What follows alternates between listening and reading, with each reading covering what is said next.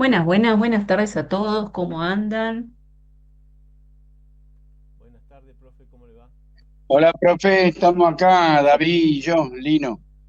¿Eh? Perfecto, ¿qué tal? ¿Cómo andan todos Todo por bien en allá? este lugar. Ahora después nos vamos para la otra oficina porque hay gente ahora justo Bueno, ahí. bueno, ¿Eh? Sí. bueno, bárbaro. ¿Cómo va, chicos? ¿Todo bien? Bueno, gracias por conectarse, siendo que mañana es feriado. Yo sé que yo pensé que más de uno ni iba a estar, pero bueno, bien, por lo menos no soy yo sola.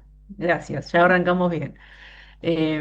Bueno, ya primero quería comentarles que nos van quedando poquitos días previos al juicio oral, entonces por eso por ahí me pongo un poco más intensa para ver el tema de los roles y demás. Ahora después yo les voy a preguntar, pero bueno, a mí me gustaría que de aquí en más, digamos, puedan tener por lo menos dentro de la clase alguna reunión entre ustedes, dentro por equipos, ¿no? Por la Fiscalía y por la Defensa, para que puedan empezar a preparar el caso.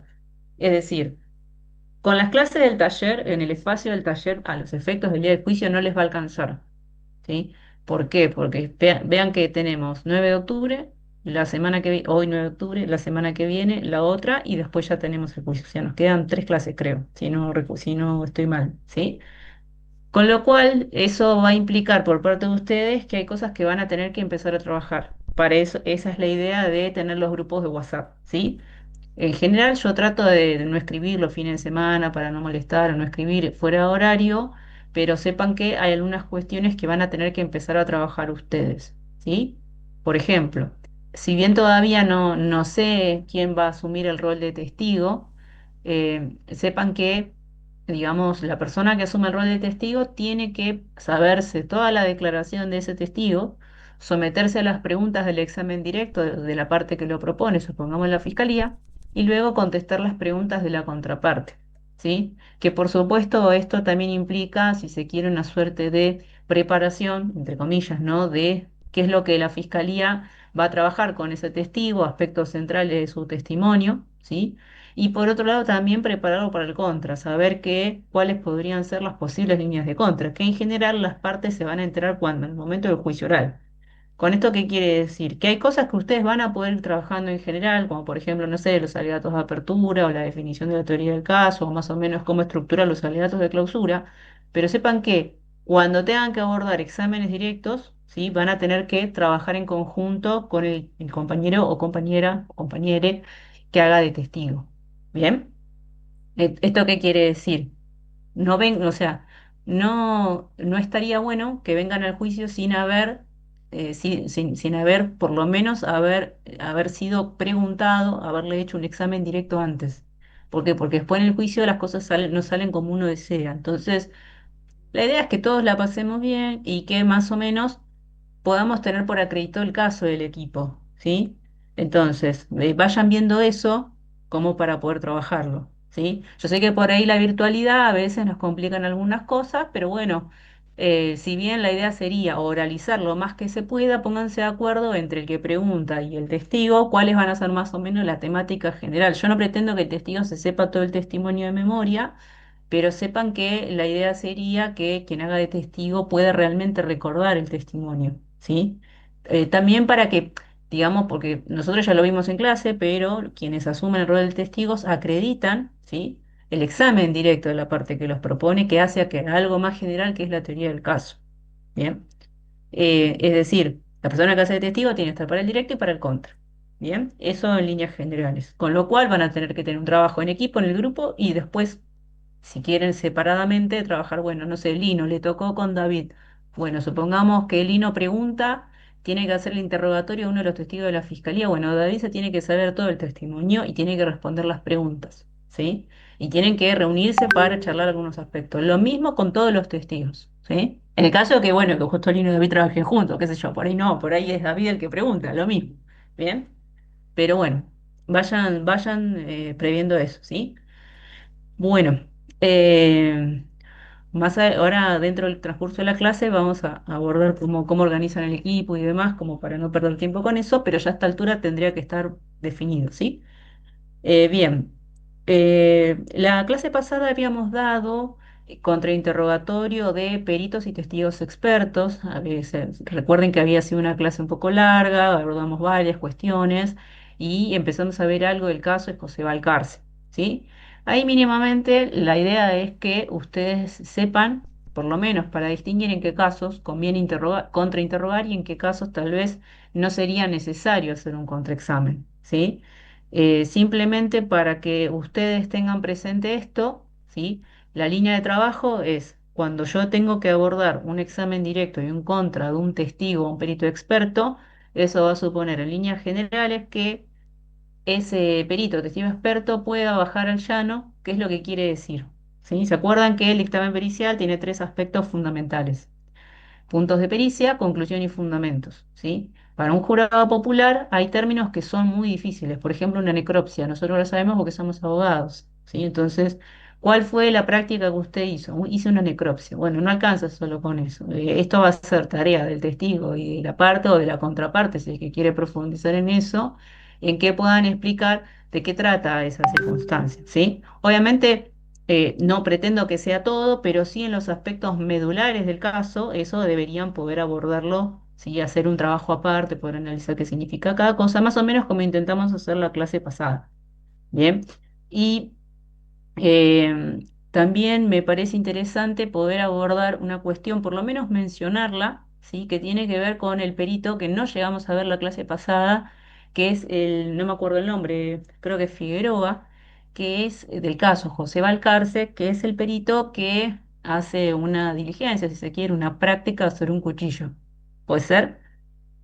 ¿Lo tienen presente o lo han leído? Bueno. Ahí lo que es importante es que ustedes, cuando les toque trabajar, supongamos, con un perito como este, y en este caso en particular, es que ustedes como fiscales, o como en este caso el perito le ofrece la defensa, ¿sí? Si no recuerdo mal. Es un testigo de la defensa.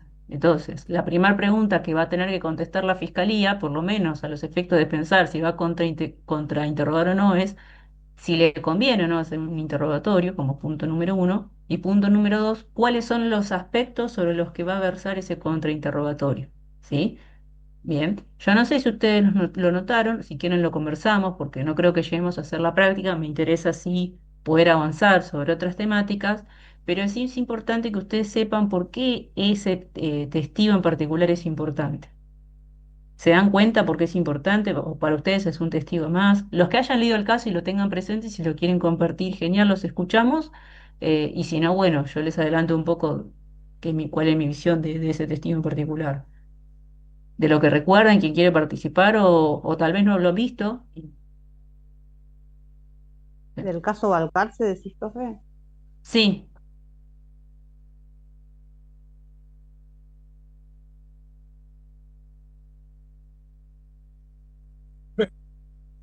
sí, Marcos. Yo, bueno, lo estuve mirando y al principio, bueno, había pensado como un contra, como para desacreditarlo. Y a medida que iba leyendo y viendo el caso, me pareció que es una opción mejor, porque en realidad lo que él presenta, por un lado, no correspondía mucho a su área, porque la parte de dactilares es más para la parte forense, no es tanto su área específica. Y en la declaración de testigo de la fiscalía, eh, surge que hubo un forcejeo y en el forcejeo se produce la muerte, digamos, como que se quiere sacar de encima cuando siente el puñal en el pecho, el cuchillo en el pecho, se lo quiere sacar y ahí no sabe cómo, dice, eh, y no recuerdo bien la frase, pero bueno, dice al momento en que fue apuñalado. Y en la pericia, que cuando sale la pericia del cuchillo, queriendo acreditar como que hubo manipulación de los dos, de las dos personas, surge que hay huellas dactilares en el mango y en la hoja de los dos. Entonces, eso Bien, significa que, digamos, si el atacante lo tenía en el puño, tendría que estar solamente el dedo. Y lo que está probando en realidad es que Balcarce en algún momento lo tuvo en su mano. O sea que contradice a lo que dijo su propio testigo. bien, bien. Ok, ese es un análisis más o menos del relato del testimonio. Pero Claro. pensemos en esto. No sé si hay alguien más que quiere hacer algún comentario sobre esto, pero pensemos en lo siguiente, ¿no? Acá lo que es importante es pensar en, de acuerdo a las teorías del caso, este testigo para qué serviría, ¿sí? Si es, digamos, hay dos teorías del caso que se contraponen. La tentativa de homicidio, ¿sí? En relación a Martín San Martín, que es el que está convaleciente, está en coma, en estado vegetal, una cosa así. Y por otro lado, la teoría del caso de la defensa, que podría ser una legítima defensa, ¿sí? Entonces, centrémonos, si hay un cuchillo que tiene dos huellas dactilares, ¿sí? Que son diferentes, ¿bien? Que es lo que yo entendí del caso, que son huellas diferentes. La lógica indica que ese cuchillo fue manipulado por dos personas, con lo cual el cuchillo no dice nada más que eso, no dice quién lo agarró primero, quién se defendió, con lo cual esa es una situación que uno en todo caso podría ver en qué sentido le juega a favor o en contra de su teoría del caso, ¿sí? ¿Por qué? Porque esto ubica a las dos personas, al atacante, comillas, comillas, y al atacado, ¿sí? Con el cuchillo. Entonces, si yo voy a decir como defensor que mi asistido actuó en legítima defensa, ¿sí? Entonces se supone que tiene que haber hecho un acto defensivo, es decir, que el ataque tuvo que haber sido de la contraparte, es decir, que, o sea, tenemos a Martín San Martínez, que el herido, ¿sí? Víctima del caso. José Balcarce, defendido, mi asistido como defensor. Entonces, yo lo que tengo que decir es que yo me defendí porque quien me atacó fue el otro. O sea, Martín San Martín es el que está convaleciendo. Pero el cuchillo, al tener huellas dactilares de ambos, está posicionando los dos con un arma impropia, pero arma al fin, ¿sí? Entonces, eso en sí, ¿por qué lo traigo? Porque justamente eso podría llegar a sembrar un manto de duda, ¿sí? Acerca de quién fue la persona que atacó a otra, ¿sí? Como para ver si realmente hubo una legítima defensa o no la hubo. Entonces hay que ver también cómo se ensaya un contra, ¿sí? En este sentido. Pa- Emma, sí, Perdón, Vero. Sí, para mí cuando lo leí al relato del perito, de la defensa, el tema ahí es, por ejemplo, cuando hace los análisis, él es más que nada un bioquímico, más de la parte hemática y más para ese lado, por lo que entendí.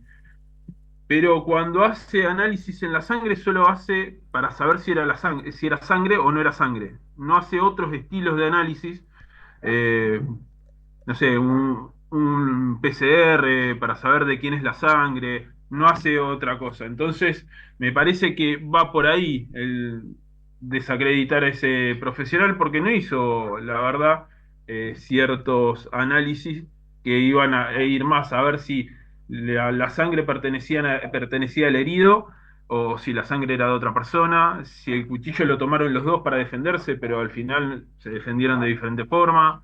Es como que no, ¿cómo decirlo? No sumaba ni para una parte ni para la otra. Era como que se hacía ruido nada bien, más. bien. O sea, Mi vos opinión nada más. no lo hubieras preguntado en Yo, ese sentido.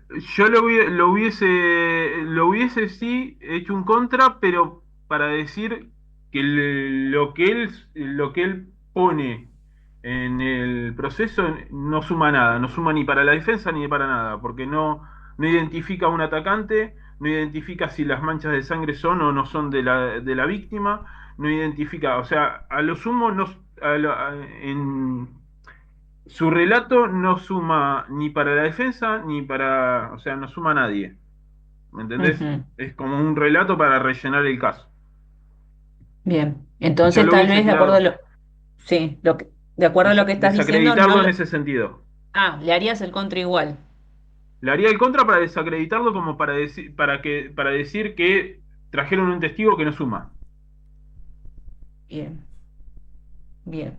Porque aparte había un tema más ahí que me parece que al haber huellas dactilares, creo que él era perito dactiloscópico, si no recuerdo mal. No, él era bioquímico y hizo el peritaje dactiloscópico, pero no se perfeccionaba en eso. Bien, justamente. Claro, no era su área de expertise. Tras que hace la dactiloscopía, no era su área de expertise y en su área de expertise no hace lo que tiene que hacer. Entonces, no suma. Lo que hizo él no suma. Bien. Bien.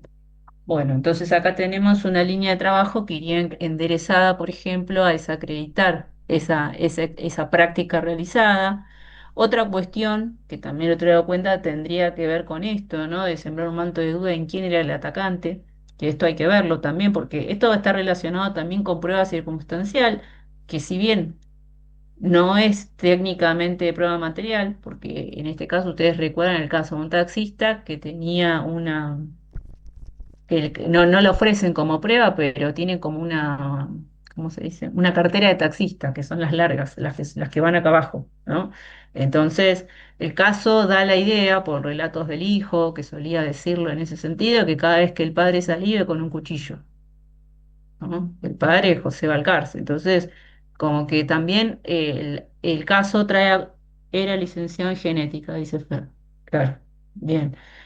Ay, por eso, pero volviendo con el tema, es importante que cuando nosotros abordemos un contra, si bien nosotros nos tenemos que centrar, por supuesto, en el relato de lo que está diciendo el testigo experto o el perito, a veces hay casos en donde el propio caso con el cúmulo de testimoniales nos van aportando información y de alguna manera nos van tirando pistas para dónde encarar el contra, ¿sí?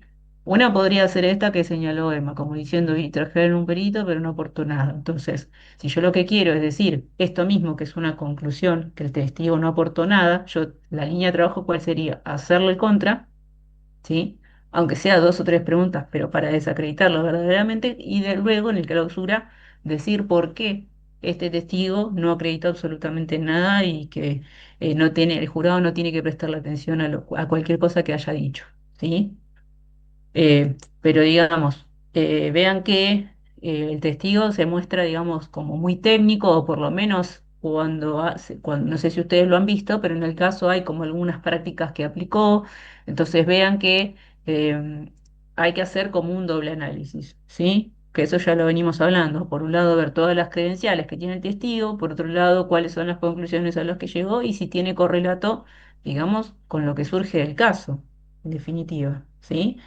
Em, bien, ahora a mí me gustaría que ustedes vean, por ejemplo, ay, a ver si tengo un mensaje acá, perdón, ¿eh? Sí, bien. No, me gustaría que ustedes pudieran ver, digamos, cómo encarar algunos, o sea, algunos contras ya hemos visto, que es el que dimos la otra vez, que era el caso chileno, que era directamente donde estaba Mauricio Duche, que es el que hace el libro donde le hace toda una línea de contra al aperito, ¿sí? No sé si ustedes lo recuerdan, era un caso bastante largo, lo hemos comentado, pero ahí vemos cómo, ¿sí? En ese caso concreto, la línea de trabajo fue, por un lado, desacreditar, digamos, las prácticas que había llevado adelante, que no se condecía con lo que era sustancial en el debate, en el proceso penal, y además que vean que vamos a encontrarnos con contraexámenes que van a ser más largos, ¿sí? En tanto pretendamos abordar todo el dictamen o las conclusiones. Hay casos en donde realmente implican por parte de nosotros formación en cierta área de experticia, ¿no? En donde nuestro contrainterrogatorio va a tener que abordar, previo a llegar a la conclusión, varios ejes temáticos, ¿sí? A mí me gustaría que abordáramos lo siguiente. Si yo tengo para pasarles un video de un contra, a ver, espérenme un segundito, que no es estrictamente sobre un perito, pero sí por lo menos para ir fijando el tipo de preguntas que tendríamos que empezar a hacer. A ver si está acá, perdón, espérenme,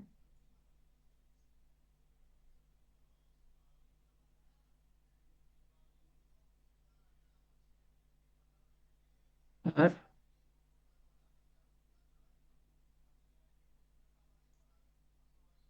bien. Ahora les voy a reproducir un videíto, porque no recuerdo si habíamos llegado a ver un contra de un testigo común. Yo voy mechando por ahí con un tema y otro, ¿por qué? Porque me interesa que ustedes vean la técnica, las preguntas sugestivas de un solo punto y sobre todo para ver si eso lo pueden trasladar a sus casos, ¿sí?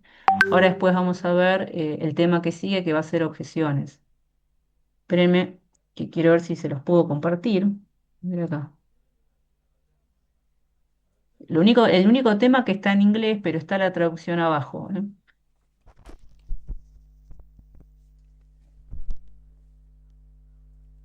Ahí está. Y me parece como que se ve. All of a sudden, the man was right in front of you, Correct. 2.5 feet away. 2.5 to 3 feet. No warning. No warning. And by that I mean Perdón, hago esta pequeña interrupción. Estamos viendo un contrainterrogatorio. Yo quiero que vean el modo de preguntar. Preguntas cerraditas, ¿sí? Todas de un solo punto para que el testigo conteste por sí o por no, ¿sí? Porque yo quiero que ustedes vean la técnica para que después podamos conversar acerca de cuáles fueron los fines de este contra, ¿está? Va. you didn't hear the sound of feet running down that concrete sidewalk. No, I did not. You didn't hear the sound of feet running on the grass next to the concrete No, sidewalk. I did not. You didn't perceive any quick movement in front of your eyes. Not till he was there. And you saw the gun, Yes, it did. It was raised. Derringer type gun, Correct. over under barrel. Yes. Stacked barrel or stacked, whatever they call them. Mr. Stevens, from the time the man appeared suddenly in front of you and your wife to the time he grabbed the pocketbook and ran, About, 4 to 5 seconds? yes, in the neighborhood of 4 to 5. That's what's in the deposition. 4 to 5 seconds. Yes. 1,001, 1,002, 1,003, 1,004, 1,005. Approximately that, yes. That's all the time. That's correct. Now, the shirt that the man had on, you did not see a logo on the shirt, did you, sir? No, ma'am. Bien. Hasta acá vimos la primera parte. Ahora les voy a pasar la segunda. Espérenme un segundito. Justo este video lo tengo en otro dispositivo. Espera. Para compartir. Hola, profe. Hola. Hola Gaby, ¿cómo estamos? Bien, hace un ratito llegué, por eso me costó ingresar, pero sí, ya estoy acá, así que tranqui. Perfecto. Bien. Bueno, ahora les voy a pasar la segunda parte del video, que ahí lo busqué, y ahora la charlamos. Mr. Stevens, let me show you a photograph that's been marked Defendant's Exhibit D. Yes, ma'am. You don't recognize that, do you, sir? I'll tell you where it was at, but I did not look at it. But Nope. I told you that shirt was a dark shirt that he had on. And that's the way I identified it. Mr. to Mr. Stevens, That was on the front of his shirt. you're saying that what was on the front of his shirt, Mr. Stevens? A logo, but I told you there was a logo. Mr. Stevens, are you saying today that there was a logo on the front of the shirt worn by the assailant? I told you it was on his back. My question today is, are you saying today that there was a logo on the shirt worn by the assailant? No, not the original assailant. The original assailant, there was not a logo on the front of his shirt. I believe that later I told you when we were taking the deposition that I saw a logo on this individual, and it was on his back because I remember when he was turning. All right, sir. It's not any variation of it, but he had time after an hour and a half, 2 hours to change clothes. So there was no logo on the shirt you saw worn by the assailant, is that correct? At first. No, sir, not at first.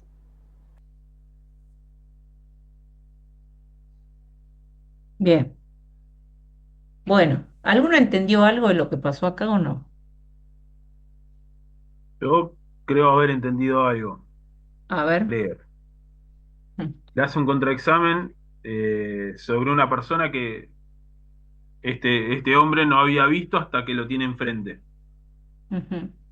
puede identificar bien el arma que tenía, pero no puede identificar si tenía o no un logotipo en la remera. Entonces, ¿cómo en 5, 4, 5 segundos pudo identificar con tanta precisión una cosa y no la otra? Creo que hizo ir por ahí Bien, o me parece a mí. sí, bien. Bien, bien, bien. Bueno, gracias, Emma. Sí, un poco va en ese sentido. Vean que, primero, a mí lo que yo quería que ustedes prestaran atención era el tipo de preguntas, que son todas preguntas sugestivas, ¿sí? Que tiene que contestar por sí o por no. Lo va llevando de un tema a otro, ¿sí? Primero le pregunta por las cosas que vio, ¿sí? Y le pregunta detalles sobre el arma, ¿bien? Eso va sentando la base, si se quiere, en qué contexto le está preguntando, ¿sí? Luego le por eso, va de lo general a lo particular. Luego se va acercando a lo que ella le quiere preguntar, que es sobre si la persona que vio tenía un logotipo, que es esto último que vimos.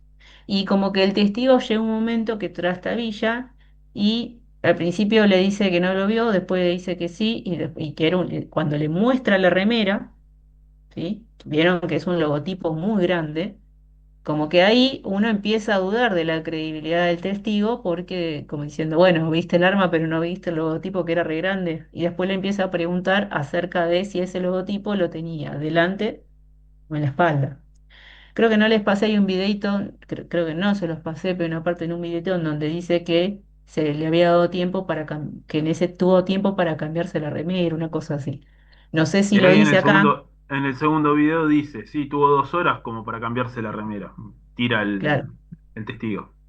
Claro, bueno, ahí está que el testigo siempre se va a querer justificar en el contra. El tema es que nosotros sepamos bien cuál es lo que le queremos preguntar y listo, y no seguir andando con preguntas, sino ir al punto e irnos, que en definitiva es un poco lo que quiere lograr la abogada, que acreditar que está muy seguro de haber visto un arma, pero en realidad esto otro, que se supone que lo tendría que haber visto con mayor claridad porque es más grande, no lo vio, con lo cual eso siembra un manto de dudas sobre las condiciones de percepción de ese testigo, ¿sí? Entonces, sepan que esto, a mí me interesa poder trabajar las líneas de contra porque, digamos, independientemente de que con los peritos vamos a tener que, digamos, más temas para preguntar, temas más específicos, lo cierto es que todos los contrainterrogatorios que ustedes realicen tienen que ser de este modo, ¿sí? Preguntas sugestivas, cerradas y vayan al punto y sepan muy bien qué es lo que van a preguntar, ¿sí? Sepan la respuesta de lo que les van a decir y traten de cerrar al testigo, ¿sí? Para evitar que el testigo trate de justificarse con la posible respuesta. ¿Tá? Bien. Me había quedado pendiente pasarles un videito, por eso elegí este, que era uno de los que tenía eh, para pasarles. Y bueno, antes de poder abordar el tema que sigue, yo quería preguntarles si a ustedes les había quedado alguna cuestión por consultar respecto por el contraexamen en general y por el contraexamen de peritos y testigos expertos. Bien. Eh, Sobre todo, si tienen dudas, háganlas ahora, porque después cuando tienen que ir a la práctica y llevarlo adelante, ahí se les va a empezar a complicar porque vamos a tener menos tiempo.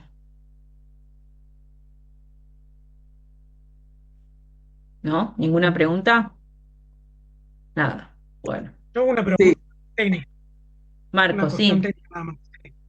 Em, por una cuestión procesal, acá en Argentina se hace solamente sentado únicamente, no se pueden parar Y los no. abogados. Mira, eso va en gusto de cada uno. A mí en general, la idea es hacerlo parado, porque en general los juicios eso te da, o sea, siendo vos, haciendo el rol de abogado, haciendo un contrainterrogatorio, llegás a posicionarte frente al jurado como alguien que está seguro de lo que está preguntando, y segundo, frente al testigo. Entonces eso, el testigo de algún modo, ante la cercanía del litigante, porque está de pie, por ejemplo, eso genera cierto, no te digo que está amenazado, que está coaccionado, pero cierto, digamos, cierta tensión, entonces va a predisponerse de cierto modo. Cuando un abogado se sienta, un poco medio que relaja los tiempos, les digo porque lo he visto, genera otra impresión, ¿sí? Pero no es que esté tasado de que tienen que estar parados o sentados, ¿sí?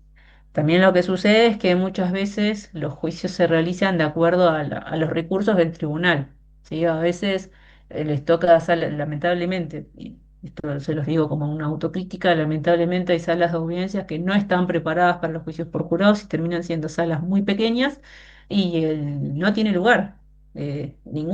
Ni el fiscal ni el defensor, y no les queda otra que hacerlo sentado, con lo cual uno se desluce, por ahí se distrae, pierde, si se quiere, el uso de la voz, porque empieza a distraerse, mira por un lado, para el otro. No, o sea, no sería lo más recomendable,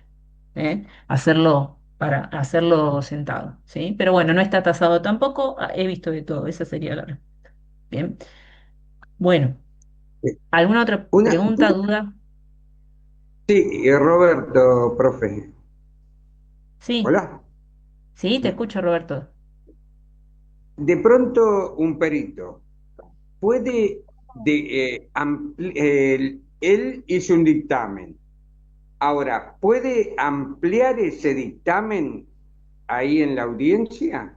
¿Puede agregar algo más que de pronto no colocó en el informe del dictamen? Esa ¿Ustedes qué sería la creen? pregunta. Las demás, ¿qué creen de esta? ¿Qué le responderían a Roberto Y si fueran en mi Yo, defensor? yo opinión, creo no. que no, no, ¿Por qué? No, porque si no, porque no te dio no, la posibilidad de pelear la prueba previamente, a ver si ingresaba o no ingresaba. claro, Eh, porque estaría en desigualdad eh, eh, el ingreso de la prueba. O sea, Ahí. la otra parte no tuvo la posibilidad de evaluarlo. Bien, Y bien. aparte, ni Ahí, tampoco profe, de, no que ni tiene, tampoco de prepararse. exactamente. Gaby, ¿qué querías decir? no eso, Ahora, que tienen que ingresar la prueba y la defensa tendría que decir si acepta o no acepta, así como los puntos controvertidos, también las pruebas, porque si no le está quitando esa posibilidad de que la defensa pueda trabajar también con esa misma prueba. Exactamente. Eso. Bueno, surgieron, Y también, gracias por la claro, y también respuesta. hacer un análisis Sí, posterior. Nosotros si quisiéramos hacer un análisis, a ver si el análisis que hizo el perito te tira el mismo resultado con otro perito, no nos da esa posibilidad tampoco. claro.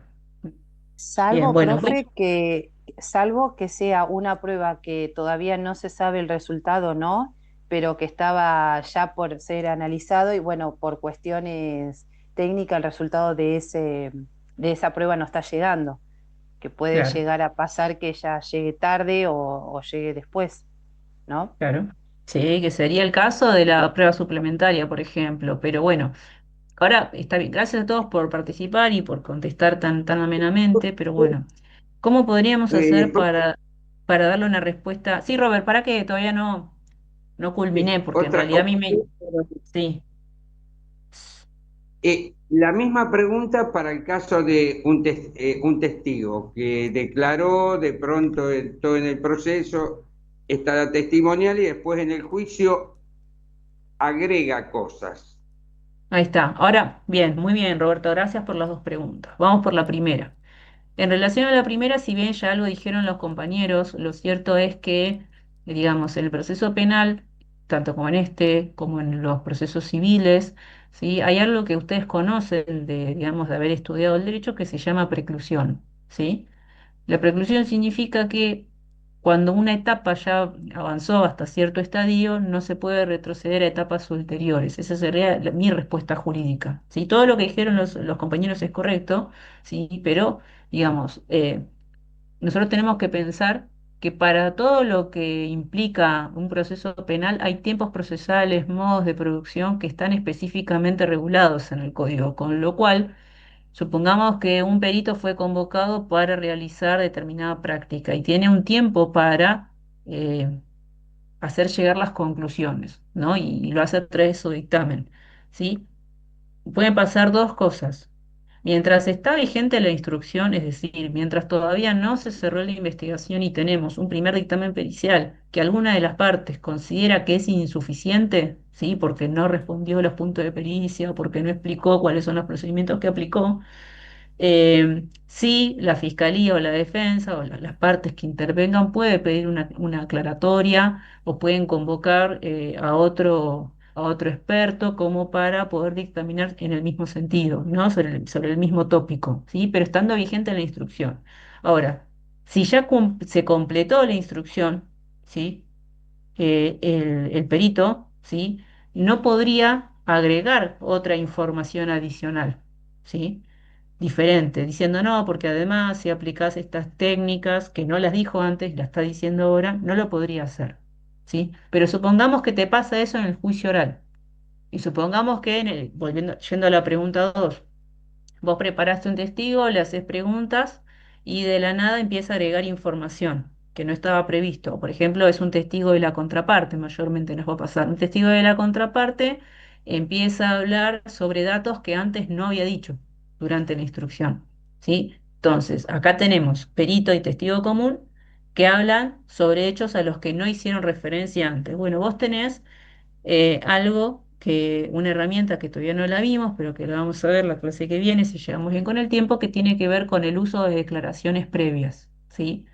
El uso de declaraciones previas indica que, digamos, yo les dije en su momento que el dictamen pericial hace de declaración previa al perito, ¿sí? En relación a los testigos, la declaración previa se vincula, si bien tenemos un concepto amplio de declaración previa, el testigo, todas las veces que declaró en la instrucción previo al juicio oral, todas esas intervenciones constituyen declaraciones previas, ¿sí?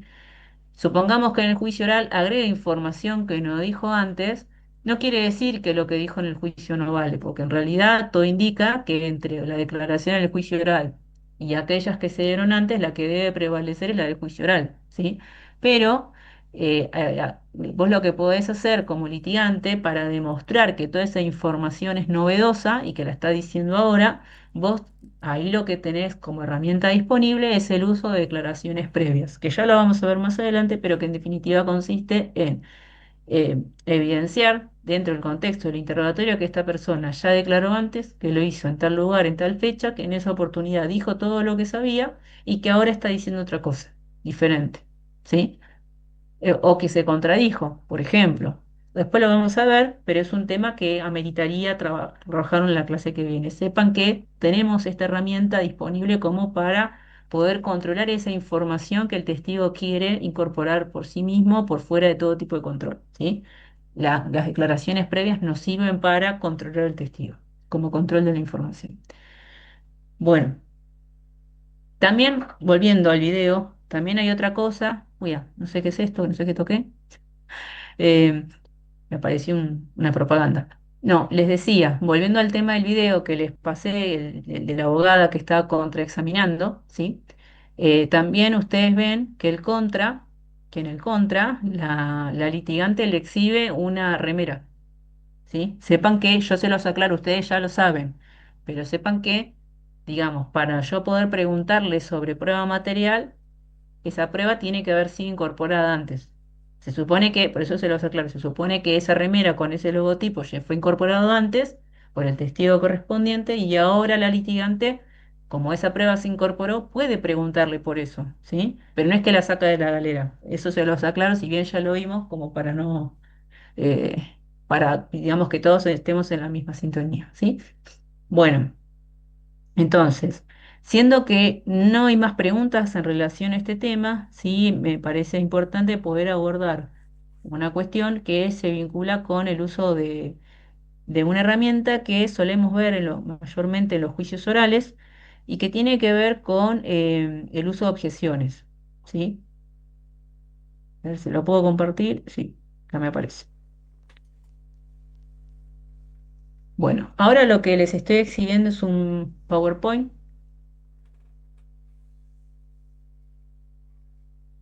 Ahí estamos. Bien. Lo que tienen que saber tienen que tener muy claro que cuando nosotros hablamos de objeciones, siempre estamos haciendo referencia o nos vamos a vincular con lo que tiene que ver con reglas de evidencia, ¿sí? El tema de derecho probatorio es muy amplio y la idea es la idea es poder abordar todas estas cuestiones por partes como para no abrumarlos, pero sepan que eh, ¿Se acuerdan que nosotros teníamos teoría fáctica, jurídica y probatoria? ¿Sí? Yo les dije que cuando vimos teoría probatoria tenía que ver con los testigos o la prueba que nosotros ofrecíamos, ¿para qué? Para sustentar nuestro caso. Y que eso hacía, integraba el acervo probatorio, ¿sí? La plataforma probatoria. ¿Qué propone cada parte cuando presenta su caso en los alegatos de apertura? Bien. Ahora bien, ¿qué sucede? Sucede que muchas veces ingresa información al debate de baja calidad, ¿sí? ¿Por qué? Porque, bueno, el abogado pregunta mal o por ahí escucha que la contraparte formuló mal la pregunta y no objeta, ¿sí? No se opone. Y este tipo de comportamiento lo que hace es que ingrese información que no acredita nada al caso o que genera un daño a la teoría del caso, o bien que es información que no debería estar en el juicio oral. ¿Por qué? Porque genera ciertos conflictos. ¿Con qué? Con la prueba, con cómo se prueban los hechos penales, ¿sí? Por eso se titula Objeciones, afectación a las reglas de evidencia en términos generales. Esto es un poco de lo que hablamos ahora, la teoría fáctica, jurídica y probatoria. Y que es importante que ustedes sepan que nosotros, por un lado, cuando hacemos nuestra presentación del caso, en los alegatos de apertura, nosotros anunciamos, ¿sí?, nuestra versión de los hechos. Luego de relatar el hecho, en el caso de la Fiscalía, indicamos cuál es la calificación legal que consideramos que corresponde a ese hecho y además asumimos una promesa probatoria, ¿no? Entonces les decimos, bueno, ustedes al finalizar este debate van a reunir toda la prueba y van a terminar condenando a Pablo Pérez por homicidio agravado, por lo que sea, ¿no? Bien. Ahora, ¿qué sucede? Sucede que, por un lado, cuando yo hago los alegatos de apertura, ¿sí? Ese es un compromiso que asumo. ¿Con quién? Con el jurado, que es el que tiene que tomar una decisión, o con el tribunal o el juez profesional. Por eso es importante cómo yo anuncio el hecho, cómo lo relaciono con las evidencias, ¿sí? Y cuál es la calificación que tiene todo lo que yo relato en esa primera oportunidad que tengo. Ahora, ¿qué sucede? Que una vez que yo hago ese anuncio, yo no puedo ir más allá de lo que prometo. Es decir, el caso que yo presento se tiene que circunscribir a lo medular, a lo sustancial. ¿Sí? Ahora vamos a ver a qué nos referimos, pero sepan esto, ¿sí? Que, digamos, cuando yo hago una promesa durante el juicio sobre los casos, sobre lo que va a suceder, esa promesa, si yo no la cumplo, me cuesta caro, pero también si me excedo y me voy por las ramas con hechos que no hacen al caso en sí. Esto está vinculado con el sistema de garantías, que yo lo he mencionado varias veces, pero que tiene que ver con tres aspectos: la garantía del hecho, las reglas de verificación y comprobación. La garantía del hecho es la más importante de todas porque sí o sí, en términos de contradictorio, de acusatorio, es el Ministerio Público, sí, la acusación, quien tiene que sustentar una hipótesis de cargo, ¿sí? Imputar que un hecho existió en determinada fecha, lugar y modo de comisión. ¿Sí? Las reglas de verificación tienen que ver con que, bueno, ese hecho tiene que encuadrar una figura legal, tiene que ser típica y cumplir con todos los requisitos que exige la norma. Y las reglas de comprobación se vincula con todos aquellos elementos que sirven para acreditar ese hecho, ¿sí? Por eso es que en este sentido vamos a hablar de reglas de comprobación cuando estemos con el derecho probatorio. Ahora bien, de acuerdo a las reglas del acusatorio, del OPAC, oral público acusatorio y contradictorio, eh, las partes, ¿sí?, no solamente están facultadas a ofrecer prueba.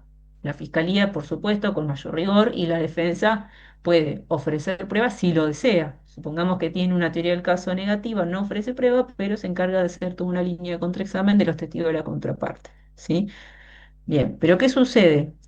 Sucede que el principio contradictorio no solo significa que las partes puedan ofrecer su prueba, sino que también puedan controlar, ¿sí?, las actividades que lleva adelante la contraria. Por ejemplo, si la contraria realiza una pregunta que es incorrecta, ¿sí?, el sistema procesal habilita a quien está ofendido por esa pregunta, a quien se ha visto lesionado por esa pregunta, a objetar. Objetar es ni más ni menos que oponerse. ¿A qué? A la pregunta. ¿Sí? ¿Para qué?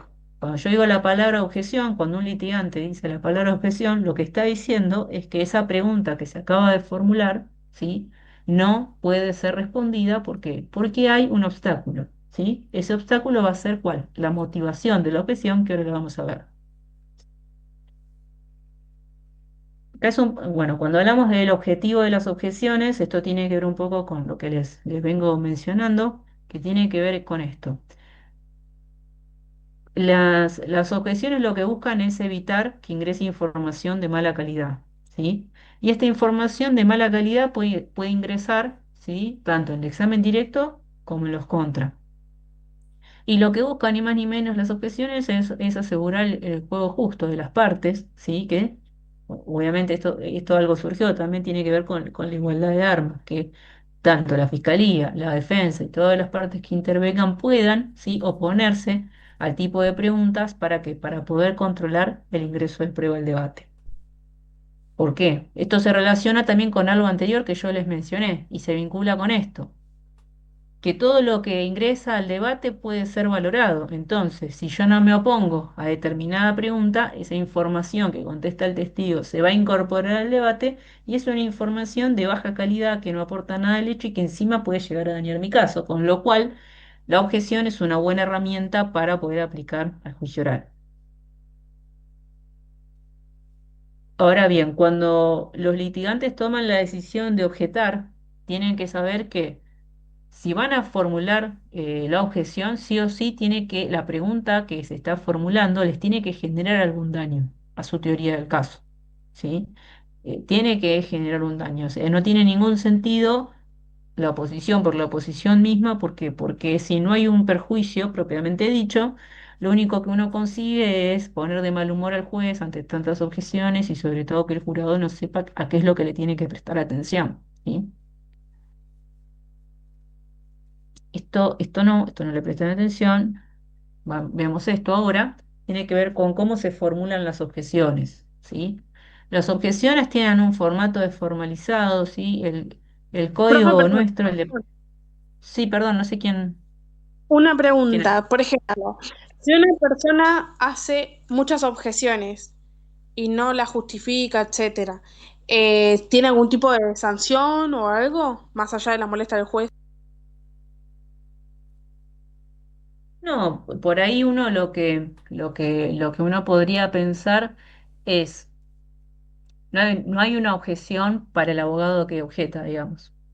No es que, digamos, yo tengo una objeción específica que anula las objeciones de los demás, pero sí pensémoslo en términos de que, digamos, yo cuando veo que la contraparte hace muchas objeciones y son todas infundadas, pero realmente infundadas, ¿sí? Que simplemente los hace con la finalidad de dilatar, ¿sí? El juicio oral, tal vez una buena práctica sería solicitarle al tribunal, ¿sí?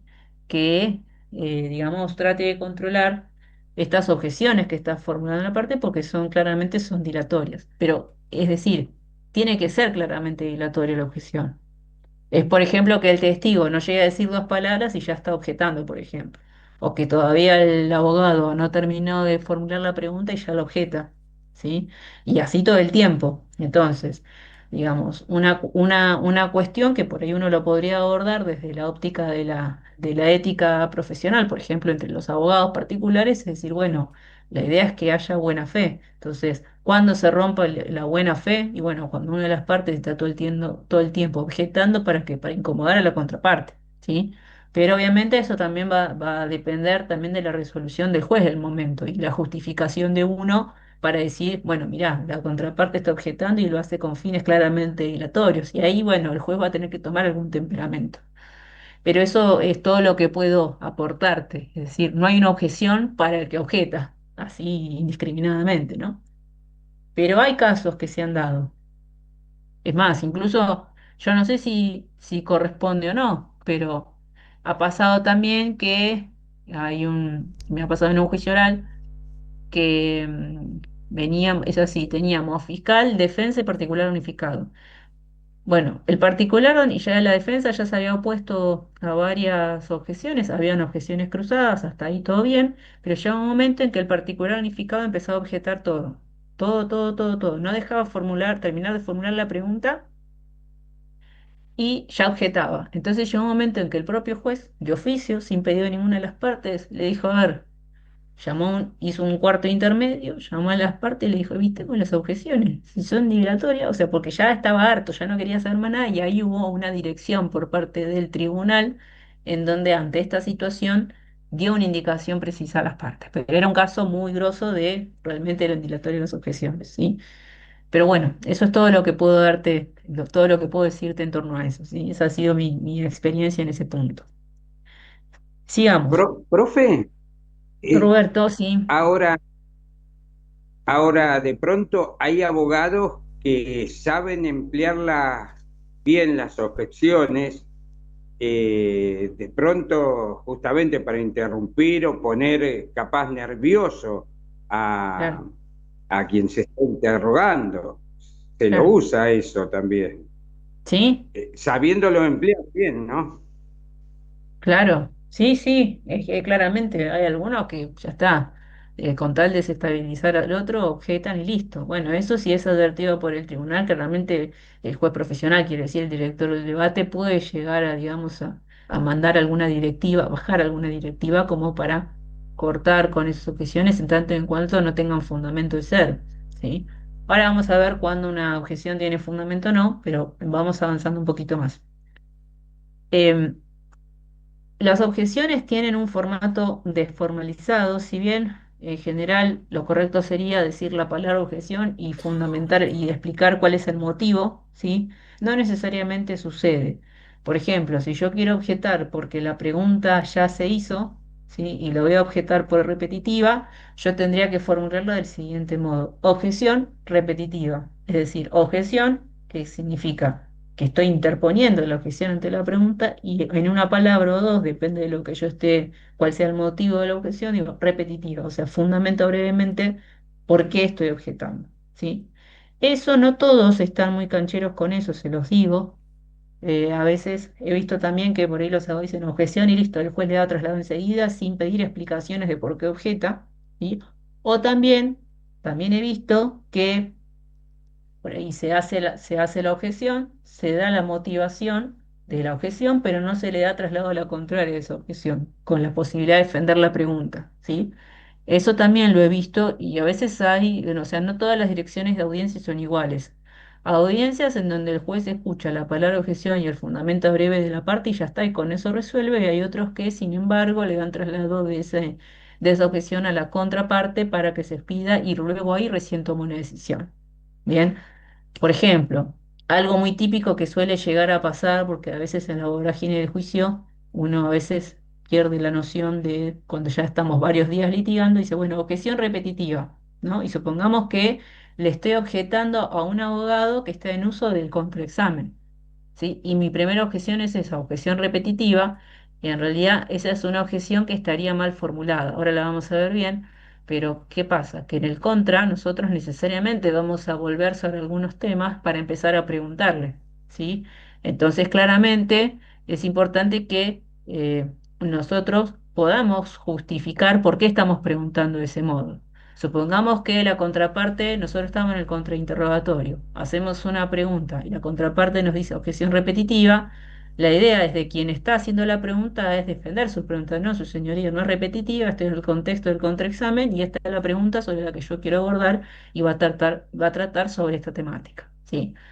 Bien, porque a veces los jueces están distraídos y justo en esa pregunta no prestaron atención, y por ahí resuelven y nos impiden abordar temas que son importantes para nuestra teoría del caso. Esto me ha pasado, por eso se los comento. Parece algo que no pasa, pero en realidad sí sucede, y eso trae consecuencias para las partes, porque cuando los jueces resuelven de ese modo, eso impide que las partes puedan preguntar sobre estos aspectos, y ya dijimos, todo lo que no ingresa al debate no se puede valorar. Entonces, también es importante que si a nosotros nos toca litigar, con respeto defendamos nuestras preguntas y consideramos que nuestra pregunta es correcta. ¿Sí? Bien. Entonces, dijimos, tiene un formato formalizado, es una breve incidencia durante el juicio, se formulan de manera instantánea invocando el motivo por el título, se le da traslado a la contraria y a la objeción le sigue una decisión del juez que la admite o la rechaza. Esto es importante. también, cuando ustedes hacen una objeción y explican el motivo, ¿sí? Y el juez le da traslado de esa objeción a la contraparte para que diga lo que tengan que decir, y el juez tiene que resolver, el juez puede expedirse en dos sentidos. O hace lugar a la objeción o la rechaza, ¿sí? Por ejemplo, objeción su señoría, repetitiva. Bueno, si el juez nos dice al lugar, significa que nos está haciendo caso, digamos, a lo que nosotros le estamos pidiendo, ¿sí? Entonces, si nosotros nos oponemos a una pregunta, decimos la palabra objeción y el juez nos hace el lugar, la contraparte que está en uso de la palabra tiene que reformular y hacer una pregunta que no sea A mí repetitiva, por ejemplo, en el caso que tiene que estamos poniendo. reformular la pregunta, profe. A eso me había quedado en ese sentido, que la contraparte debe reformular la pregunta. Y si la pregunta en ese momento sigue siendo cauciosa o sigue siendo maliciosa, ¿cómo la haríamos? Y claro, bueno, ahí está el tema de los litigantes, porque supongamos que dice objeción, su señoría, sí, al lugar reformule y la sigue preguntando de ese modo, lo que corresponde es que se vuelva a hacer la objeción para que el litigante pueda volver a reformularla y ya estará en la tarea del litigante reformularla debidamente o no, ¿sí? Pero digamos, eh, si a vos el juez te dice reformule, la tenés que reformular, no volver a preguntar lo mismo. Y la contraparte también tiene que estar avisada en ese sentido y si advierte que está formulando la misma pregunta, lo que corresponde es volver a objetar, por más mal que le caiga al juez, a la contraparte y demás, ¿sí? Bueno, sigamos. Ahora vamos a hablar de la clasificación de las objeciones, ¿sí? Que tiene que ver si se quiere, dos grandes clasificaciones que tienen que ver con las objeciones sustanciales y las formales. Las sustanciales son las que se refieren al testimonio en sí mismo, a su contenido, ¿sí? Que estos, las dos más comunes son el hearsay o testimonio de oídas y cuando las preguntas las contesta un perito que versan sobre otra área de experticia, ¿sí? Esto se las explico brevemente, que hay una que ustedes ya la conocen, ahora vamos a verla, ¿sí? Pero vamos por la primera. Cuando es el testimonio de oídas significa lo siguiente. Imaginemos que en un juicio oral un testigo que es ofrecido por la fiscalía, supongamos, viene a decir todo lo que sabe del hecho, ¿no? Entonces el hecho, durante el transcurso del debate, dice, sí, yo me enteré que en el barrio se vende droga. ¿Y dónde se vende droga? Y los vecinos, los rumores dicen que se vende en la casa 4 supongamos, ¿sí? Entonces, esa afirmación en el barrio se dice que, ¿sí? Sin correlato con ningún testigo de carne y hueso, no deja de ser otra cosa que testimonio de oídas. ¿Para quién? Para la contraparte. O sea, si la fiscalía me trae un testigo que me dice, mirá, en el barrio se vende droga y se rumorea en el barrio que fue en la casa 4 pero no lo percibió por sus sentidos y se trata de un testigo común, la contraparte, o sea, la defensa claramente se puede oponer, ¿sí? A la pregunta o a la respuesta, ¿sí? En ese sentido. ¿Por qué? Porque cuando nosotros tenemos un testimonio de oídas de lado de la defensa, eso genera indefensión, ¿sí? Porque es improbable que venga el barrio a decir, bueno, sí, no existe el barrio. Lo sumo existirá la vecina que vive en tal lado, María, Juan, Pedro que vive en tal lado, pero no el barrio en sí. ¿Me explicó? Entonces, ese tipo de preguntas acerca, bueno, ¿y qué era lo que se decía en el barrio? Bueno, esa es una pregunta que es objetable porque es un testimonio de oídas, ¿sí? Y apunta a eso, cuando ustedes escuchen que esa objeción va encaminada en ese sentido. Ahora bien, supongamos que la otra objeción que ustedes ya conocen, que es cuando el perito se le pregunta al perito por otras áreas de experticia, bueno, ustedes ya lo hemos visto, pero ustedes tienen que saber que los peritos y testigos expertos solo pueden referirse a lo que saben y conocen de acuerdo a su experticia y formación académica, ¿sí? Por fuera de esos aspectos tienen que ser abordados como un testigo común en el caso de los testigos expertos, ¿sí? Entonces, si yo, por ejemplo, le quiero preguntar, supongamos el caso del policía, ¿no? El policía que hace las primeras tareas de aprehensión, de procedimiento en el lugar, que es experto en qué área. Y en los casos de prevención y allanamiento, supongamos. Y yo le empiezo a preguntar acerca de cuál cree que fue la causa de muerte de la víctima que encontró tirada en el piso. Esa otra área de cuál cree que fue la causa de muerte es algo que que el que el testigo experto, ¿sí? En este caso el policía de calle, no tiene manera de saber en tanto y en cuanto no acredite conocimiento o formación. Entonces, cuando nosotros notamos que esa pregunta va enderezada en ese sentido sobre un área que no es de su experticia, ahí lo que corresponde es objetar. Objeción, está fuera del alcance del testigo, es lo que es como se titula la objeción. Y luego tenemos otras objeciones que tienen que ver con aquellas que son de corte formal, que tiene que ver cuando se realizan preguntas, ¿sí? Que contienen cierta información que contamina algo relevante para el caso, ¿sí?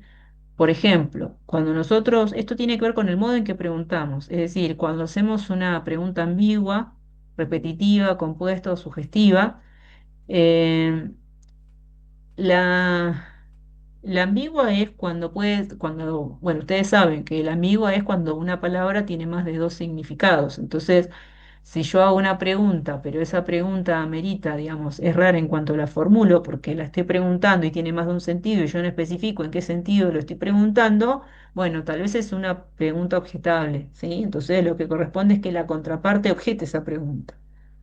Si es sugestiva, seguramente si una objeción la van a formular por sugestiva, es porque seguramente estoy en el contexto de un examen directo.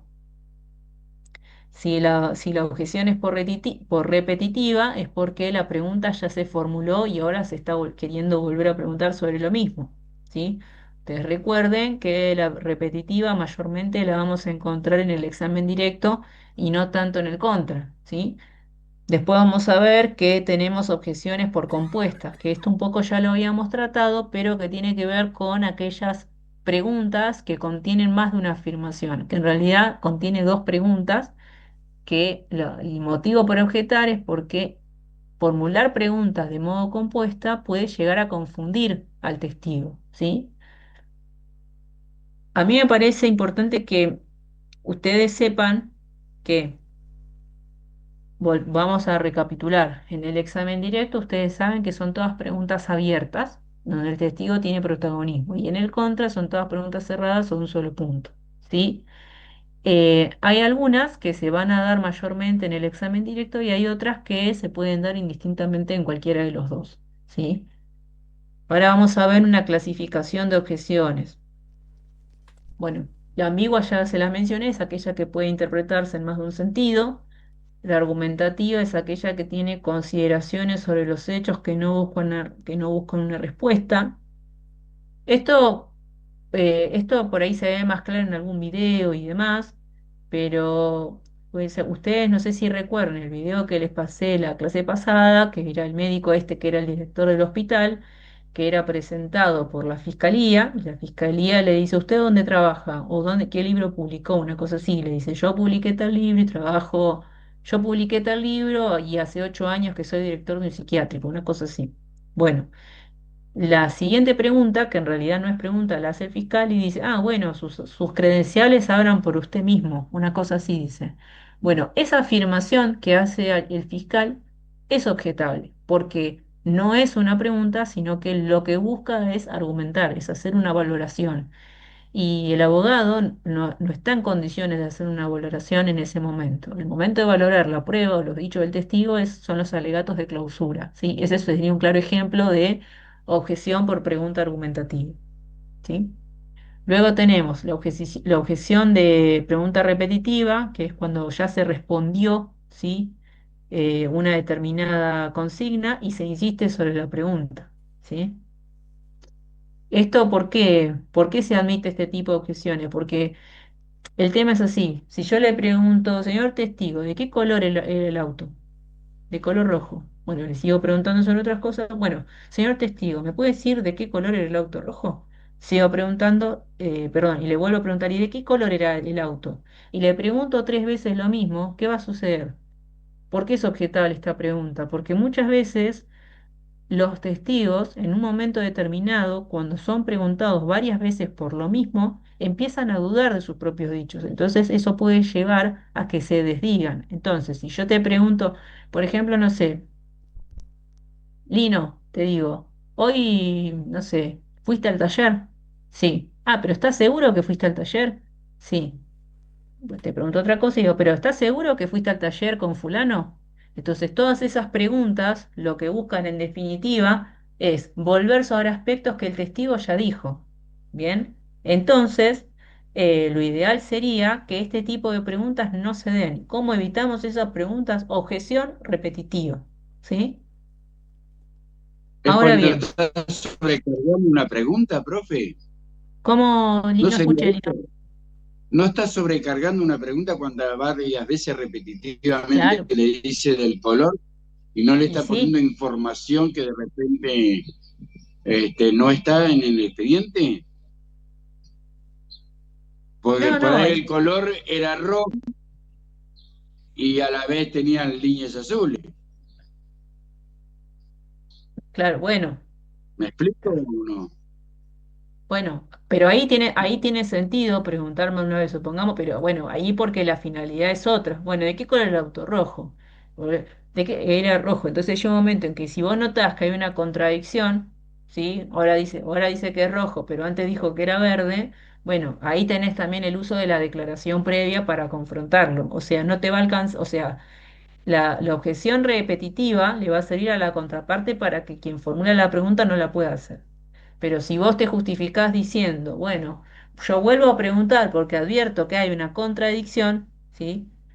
Ahí ya lo que se habilita es el uso de la declaración previa para poder asentar que existió una contradicción entre lo que el testigo dijo antes y lo que está diciendo ahora, ¿sí? Pero bueno, eh, sí, a veces Ah, sucede que uno a veces como litigante pregunta más de una vez, pero no para que el testigo caiga en nuestra trampa, sino porque justamente está diciendo algo que no es del todo correcto con lo que había dicho antes. Entonces necesito no, acreditar a eso que iba, hay a una eso, claro. contradicción A o un eso iba. olvido. Mm. Sí, sí, está bien, es correcto. Profe, consulta, en cuanto a Sí, esto de que, por ejemplo, exista una contradicción entre la declaración y lo que está manifestando en ese momento el testigo, ¿tengo que solicitar permiso al juez para ver la declaración y tratar de hacer notar esa contradicción? sí. Ahora, declaraciones previas lo vamos a ver la clase que viene, pero sí, declaraciones previas tiene todo un procedimiento a seguir que es muy parecido al uso de prueba material, pero que sí, o sea, cuando uno se encuentra con un testigo que se contradijo o que se olvidó de algo, lo importante es que nosotros como litigantes, previo a sacarle la declaración previa, cumplamos con ciertos pasos a seguir. Por ejemplo, preguntarle, usted, por ejemplo, dice, bueno, el auto era rojo, pero supongamos que yo digo, bueno, usted declaró, y eso se contradice con lo que dijo antes, ¿no? Bueno, ¿usted declaró antes? Sí. ¿Dónde declaró? En la comisaría. Y en ese momento usted dijo todo lo que sabía, sí, y en ese momento era tal fecha. Entonces uno tiene que asentar primero, antes de exhibir la declaración previa, que el testigo previamente declaró en un momento y lugar determinado, ¿sí? Y luego vamos a ver cuál es el procedimiento a seguir, si es por olvido o si es por contradicción. Pero sí, hay que pedirle permiso al tribunal, pero antes de eso hay que cumplir con ciertos pasos, que vamos a ver la clase que viene. Gracias igual Bien, por la gracias, pregunta. profe. No, por favor. Después tenemos la objeción porque la pregunta tergiversa prueba, cuando se afirman o dan por ciertos hechos o circunstancias aún no acreditadas. Me acuerdo que bueno, nos pasó en un simulacro de juicio en la Facu, hace muchos años, que la contraparte hacía una pregunta sobre un hecho que el testigo no había dicho. Bien, entonces le preguntaba, bueno, usted dijo que el testigo es zurdo. ¿Con qué arma agarraba la mano? Una cosa así. Con qué mano, perdón, con qué mano agarraba el arma? Una cosa así le preguntaba la contraparte. Y en realidad ahí existía una tergiversación de prueba, porque en realidad el testigo durante su declaración en ningún momento dijo, ¿sí?, que era zurdo. era una conclusión del litigante. Entonces, ese es un motivo para objetar. Pero obviamente eso va a depender del contexto del juicio oral y del caso en sí mismo, ¿sí? Por eso si nosotros decimos, como sostenemos como objeción, que es por tergiversación de prueba, tenemos que tener muy claro qué fue lo que dijo y qué es lo que está preguntando ahora, qué es lo que tergiversa, ¿sí? Después tenemos la objeción por compuesta, que ya la vimos, que dijimos que la objeción por compuesta se realiza cuando lo que se está preguntando tiene más de una afirmación y eso podría llegar a confundir al jurado. Por ejemplo, una pregunta compuesta sería, usted se fue de compras y además lo hizo en compañía de su esposa, ¿cierto? Entonces, esas dos preguntas con el nexo y o o si no con el o, ¿sí? Se está refiriendo a dos situaciones. Por un lado, que fue a comprar, fue de compras, y segundo, que lo hizo con su esposo. Entonces, si el testigo dice que sí, está diciendo sí a todo. A que fue de compra y que fue con su esposo. Y si dice que no, también. Pero ¿qué sucede? Que a veces hay verdades parciales. Dice, sí fui de compras, pero no con mi marido. Fui de compras con mi hermano, por ejemplo. Entonces, si eso lo llevamos a un caso penal, bueno, sepan que al hacer este tipo de preguntas compuestas, digamos, el testigo puede llegar a prestarse a confusión y lo recomendable sería que las preguntas sean simples, claras, concisas, individuales, que no tengan concatenados varios hechos. ¿Por qué? Porque si lo hacemos nos pueden objetar y con razón, ¿sí? La pregunta compuesta puede ser objetable tanto en el examen directo como en el contra, ¿sí? A ver si me quedan un montón. Bueno, vamos a ver las más elementales. Tenemos, eh, podemos abordar puede ser la capciosa o engañosa, o la confusa, pues sí, cualquiera de las dos. Este era un caso, creo que yo se les comenté este caso, ya no recuerdo. Pero tenía que ver, las preguntas confusas son o porque están mal formuladas por el litigante o bien porque usan términos que pueden, digamos, dar lugar a otra interpretación, ¿sí? Por ejemplo, la palabra conciencia, ¿sí? La palabra tener conciencia o estar consciente implica dos cosas. Estar consciente implica comprender. Entonces, y también estar consciente implica saber lo que hago. ¿Vieron que a veces cuando no, cuando alguien se golpea dicen perdió la conciencia? Que a veces cuando uno habla en esos términos de perdió la conciencia se refiere a que se desmayó o que por un momento, o sea, está vivo, obvio, pero no sabe dónde está. Entonces, hay palabras que suelen usarse en más de un sentido y que a veces, si son formuladas en el contexto de un examen directo, supongamos, o un contrainterrogatorio, bueno, uno por ahí podría objetarlas, ¿sí? En caso de que pueda llegar a confundir al testigo, ¿sí? El caso que yo les digo es, bueno, el caso sí, creo que se los mencioné, el caso de un hombre al que defendíamos, que justamente la fiscalía imputaba un homicidio agravado, ¿sí? No, un homicidio simple era, un homicidio simple que concurría con otro delito, qué sé yo, y nosotros, desde la defensa, lo que sosteníamos era que él había actuado en estado de inimputabilidad como planteo principal y como planteo subsidiario que que había actuado bajo el estado de emoción violenta. Entonces, la fiscal le hace una pregunta al imputado, porque en ese contexto el imputado tomamos la decisión de que declare, ¿sí? Y la fiscalía le pregunta, ¿y usted estaba consciente de que con lo que hacía se podía morir o una cosa así le pregunta? Entonces está usando el término conciencia en dos sentidos. Por un lado, de que no comprendía lo que estaba haciendo o bien que había perdido la memoria por un tiempo, ¿sí? Entonces no llegaba a quedar claro cuando ella lo formuló a qué tipo de conciencia o estar consciente se refería. Entonces, si el imputado contestaba, estaba al horno, porque nosotros nos dimos cuenta para qué lado quería llevar la pregunta. Entonces, ante ese tipo de preguntas que incluyen términos que son difíciles o que tienen varios significados o que pueden llegar a confundir al, al deponente, bueno, ahí lo mejor sería objetar y pedir que reformule la pregunta, ¿no? Objetar por confusa, capciosa o engañosa, depende de qué consista la pregunta, pero tiene que generar esos efectos, ser capciosa en relación al testigo, generar ese efecto en el testigo.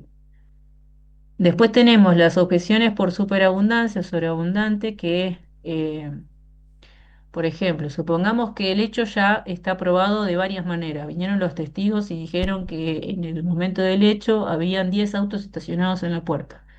Y ya lo expuso el testigo 1, el testigo 2, el testigo 3. Bien. Y al testigo 4, luego de preguntarle sobre otros temas, le preguntan sobre la cantidad de autos que había, ¿sí? Ese puede ser un claro ejemplo de objeción por superabundancia, ¿sí? ¿Qué? ¿Es relevante lo que dice el testigo? Y en realidad supongamos que para el caso sí era relevante, pero esos hechos ya fueron referidos, ya han sido hartamente demostrados y ya no tiene sentido que le pregunte sobre eso. Entonces uno tranquilamente podría formular la objeción por sobreabundante. Em, Esto, pero en este caso también se da cuando hay, como es esto, convenciones probatorias y tratan de ir sobre las convenciones que ya se hicieron. sí, tal cual, sí. Por ejemplo, supongamos, no sé, en el caso que ustedes tienen para litigar el juicio, hay convenciones probatorias en donde ya hay causas que están preestablecidas que acontecieron, ¿sí? Que ya se dan por probadas. No tiene ningún sentido hacer un examen, en un examen directo preguntarle sobre cuáles han sido las probables, cuáles han sido las causas que provocaron el desenlace final o cuáles eran las lesiones que tenía esta persona. ¿Por qué? Porque ya está, hay una convención probatoria que ya lo dio por probado, entonces en ese sentido esa pregunta es sobreabundante, ¿sí? Para que se entienda, ¿no? Un ejemplo claro, que está bueno el ejemplo que trae Emanuel. Bueno, después la objeción por sugestiva o indicativa, bueno, ustedes ya a esta altura lo saben identificar, que tiene que ver con esas preguntas que ya contienen la respuesta, ¿sí? Que estas son objeciones que se dan en el examen directo, mayormente. ¿Por qué? Porque en el examen directo son todas preguntas abiertas. Entonces, si yo hago una pregunta sugestiva, ¿sí? Es claramente objetable. ¿Bien? Pero de cualquier modo, todas las objeciones que yo formule me tiene que generar un daño en mi teoría del caso.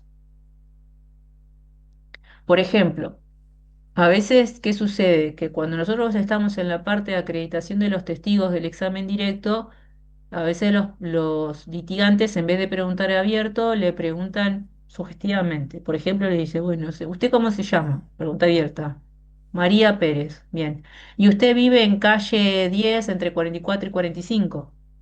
El testigo no lo dijo. Entonces, es una pregunta subjetiva. Y entonces ya el abogado en la contraparte de objeción, sugestiva. Supongamos que ese sea la titulación de su objeción. Bueno, la pregunta, lo que uno debería preguntarse antes de hacer una objeción es si esa información, ¿sí? O en realidad, si esa información que podría derivar de esa pregunta, si genera daño o no. ¿Bien? Porque salvo que trate con algo medular, ¿qué te puede dañar donde vive un testigo? Por más que la contraparte lo pregunte mal, por más que se lo pregunte sugestivamente, ¿no? En este ejemplo que estoy poniendo, no hay ningún daño ahí. Entonces no tiene sentido hacer esa objeción. Bien, esto es un caso claro en donde en ese caso las objeciones estarían de más y uno perdería tiempo en formularlas, ¿sí?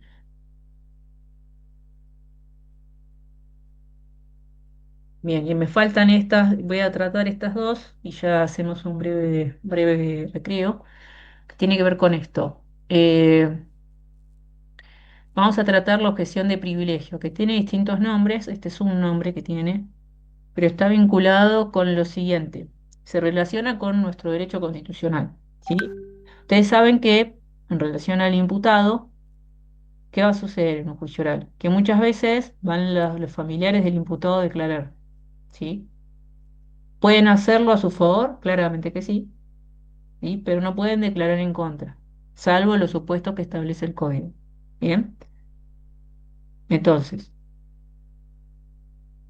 o bien en el caso de, no sé, los psicólogos respecto de sus pacientes que están, digamos, tienen el secreto profesional, no pueden revelar nada de lo que sus pacientes les hayan dicho dentro del contexto de la consulta, ni tampoco los médicos, ¿sí? O nosotros mismos, nosotros los abogados tenemos secreto profesional respecto de los clientes.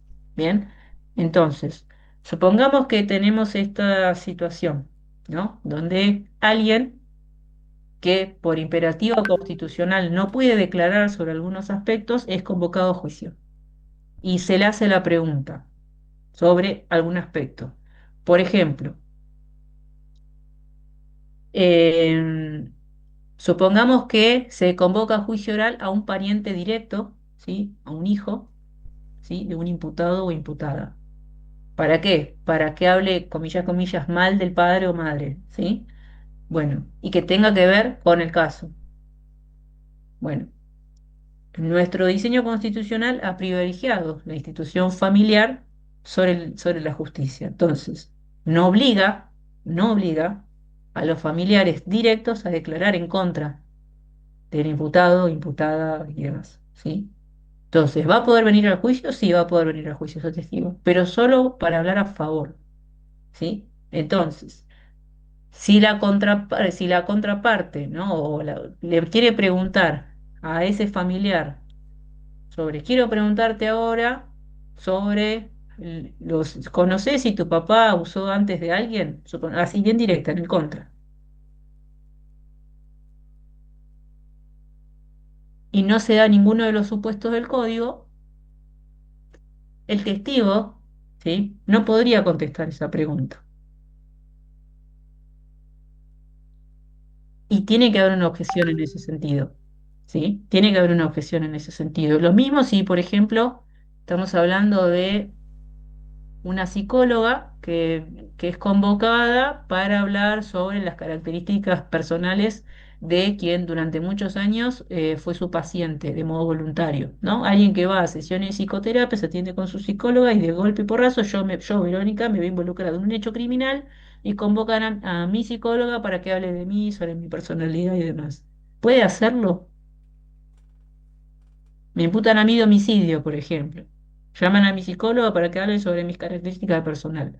No por prueba pericial, ¿eh? Mi psicóloga particular. ¿Puede hacerlo, sí o no? Y yo diría que no por secreto profesional. Y además no tiene nada que ver ella en el caso. Bien, bien, justamente. Entonces la objeción sería privilegio. Objeción, privilegio constitucional. ¿Está? Pero, y con el tema del secreto de confesión que tienen los sacerdotes, ¿eso también entraría acá o quedaría excluido? Y en principio sí, también entraría. Sí, sí. Eh, a mí no me ha tocado ningún caso así. Una confesión no puede Debe ser declararla. complicado, digo, el tema. No, no, no.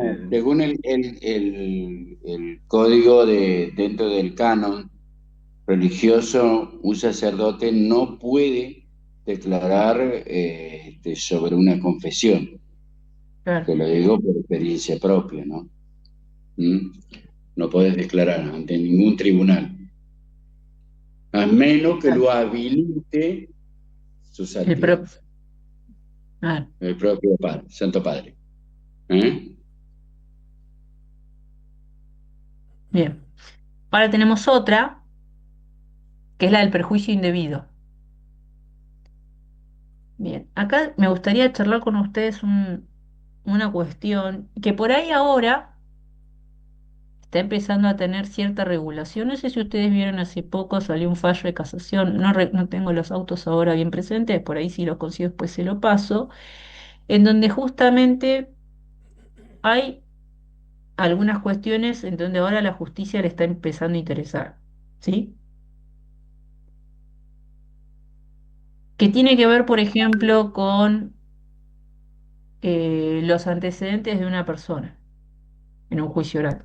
Bien, supongamos que una persona lleva un juicio oral y público por cualquier delito, no importa cuál, no importa cuál. Bien. Y ya tiene antecedentes, es decir, condena previa, firme, todo, de, no sé, de otro delito.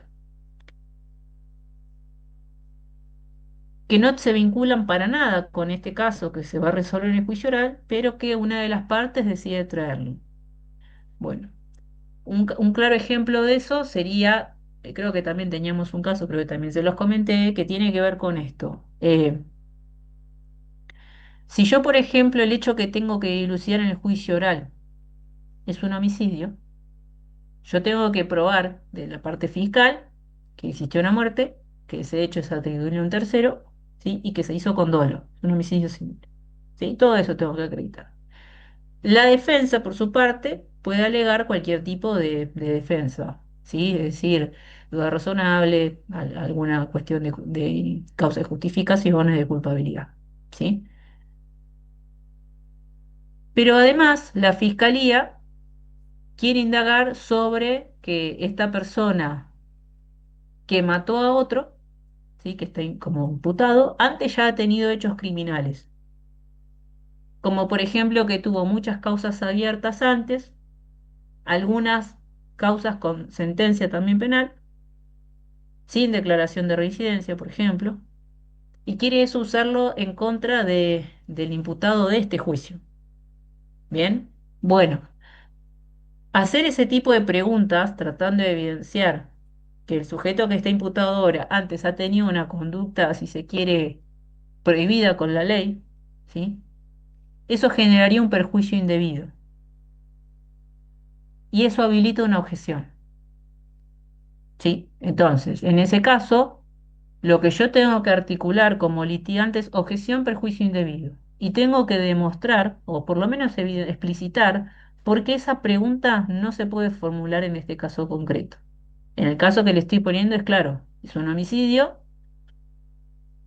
que no tiene nada que ver con los hechos anteriores, que tal vez son hechos que acontecieron en su juventud y que no tienen que entrar porque si entran, el jurado se crea una imagen negativa del sujeto que tienen que juzgar ahora. Bueno, hace muy poco Casación sacó un caso así, cuestionando la actividad durante el juicio sobre, no sé si es sobre la jueza o sobre la fiscalía, creo que sobre la fiscalía, que tuvo una conducta medio similar. Entonces hay cosas que, digamos, todavía no están escritas, pero que de a poco se van dando en la realidad y bueno, uno tiene que estar preparado o para realizar la objeción en su momento o bien para recurrir, ¿sí? Eh,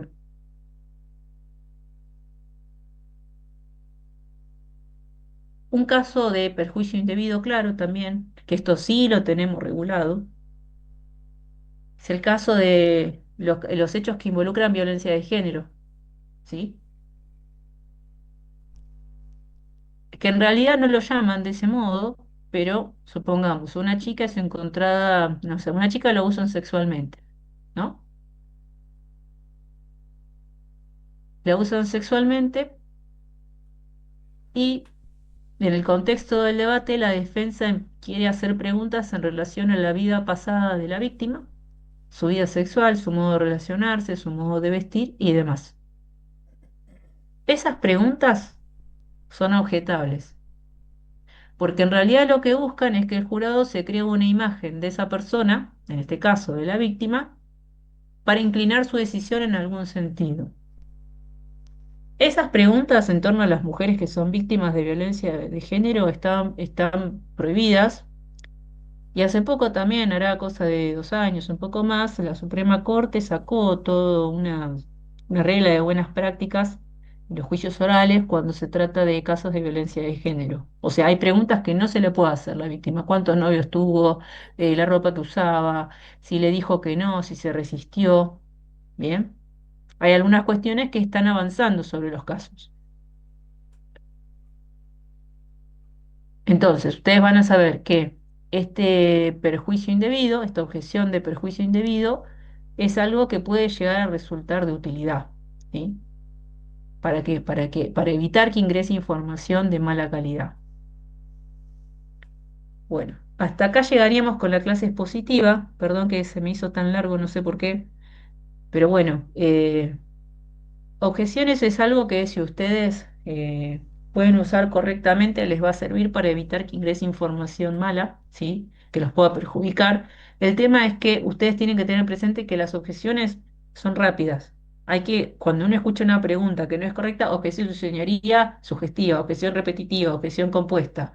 Aunque sea dos palabras breves, uno tiene que poder oponerse a esa pregunta, ¿sí? Bien.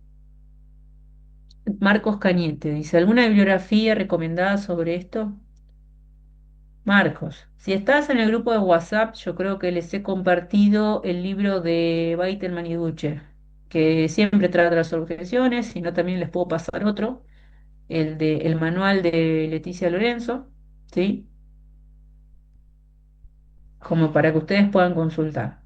Bien, bueno, con esto damos por finalizada la parte expositiva de la clase de hoy y lo que nos quedaría es y que ustedes empiecen a trabajar en lo siguiente. No, por favor, Marcos, no hay por qué. Empiecen a trabajar en lo siguiente. La semana que viene, mi idea es poder abordar declaraciones previas, hacerlo de una manera breve, corta, porque la idea es, más allá de que yo les enseñe la técnica, la idea es que el juicio que se realice sea ameno, es decir, que traten de no olvidarse de las cosas o de no refrescar memoria ni vencer contradicción si no es estrictamente necesario. A eso voy. ¿Por qué? Porque como se hace por un medio virtual, la verdad que a veces se vuelve un poco engorroso poder exhibir y hacer todo el procedimiento, ¿sí? Yo igual vamos a tener esa clase sobre declaraciones previas, pero estimo que va a ser más cortita. Con lo cual, la exposición, con lo cual, la otra hora restante, o cuál es la otra hora y media restante, yo lo que quiero es que ustedes me vayan mostrando, ¿sí? Cómo vienen armando los directos. ¿Sí? Es decir, por lo menos un testigo de cada parte, ¿sí? De la fiscalía o de la defensa, ¿sí?